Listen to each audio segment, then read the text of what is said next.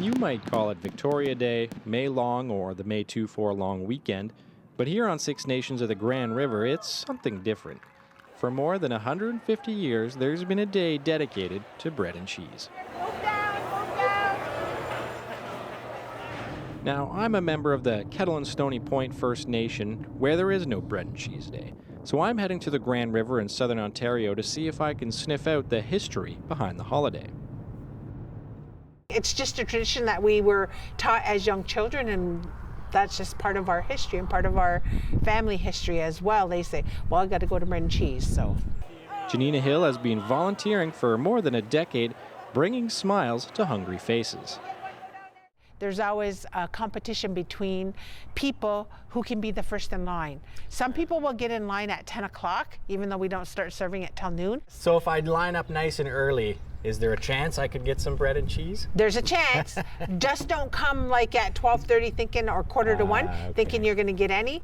You know any of the history behind this day and how the tradition started? No, not really, not me. The Queen, something with the Queen. Gave a gift to the natives for helping them. She wanted to make sure we didn't go hungry. So how did this become the celebration that it is today? Well, that's a little bit of a mystery.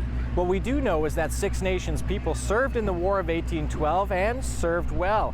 Grand River members earned a reputation as formidable soldiers, so the Queen gifted them blankets. Then popular history has it that sometime in the 1860s, Queen Vicky sent money instead and asked her people to send bread and cheese. Her motives? Also a source of speculation. Some say the food was a one-off, a true recognition of friendship with her allies, the Six Nations. Others, though, say it was a strategic move. Rather than spend a lot on expensive blankets, she chose something much cheaper. The tradition was well entrenched by 1899, 2 years before she died, when a reporter produced a detailed account. The government provides this gigantic feed once a year, and no less than 600 loaves of bread and 500 pounds of cheese and 100 pounds of biscuits are consumed upon the occasion. The bread is a quarter loaf and the cheese is a good-sized chunk. 124 years later, some things haven't changed. By noon, the line stretches on, and on, and on. From the local arena's back door, down the street, around the block, waiting, waiting, and waiting. And then, the wait is over.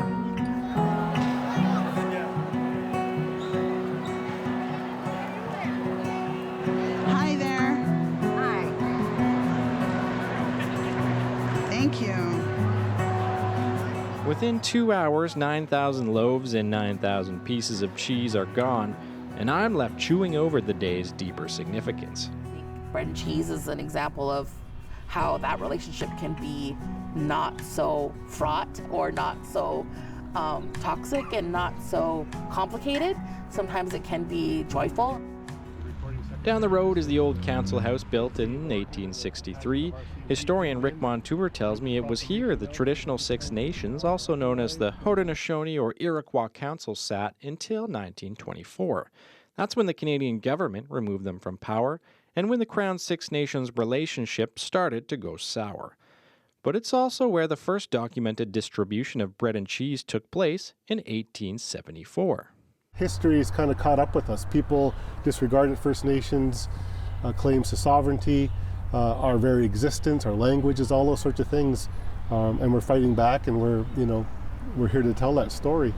The story that was never meant to be told 100 years later. We're still doing it.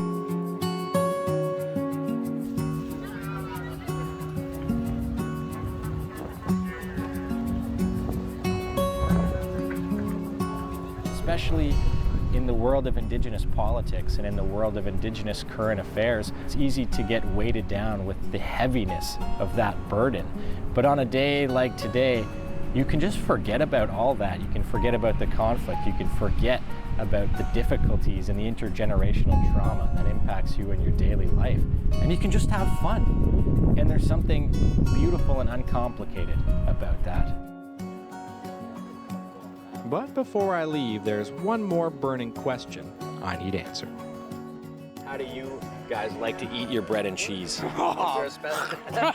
You just eat it straight out? Straight, right off like the that? block. Oh yeah. Do some people take it home, make a grilled cheese, maybe?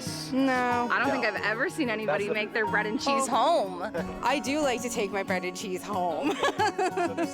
I'm the straight up, just old school type. Take a big bite of the bread, the hunk of the cheese, and enjoy. How do you like to eat the bread and cheese? Oh, both hands.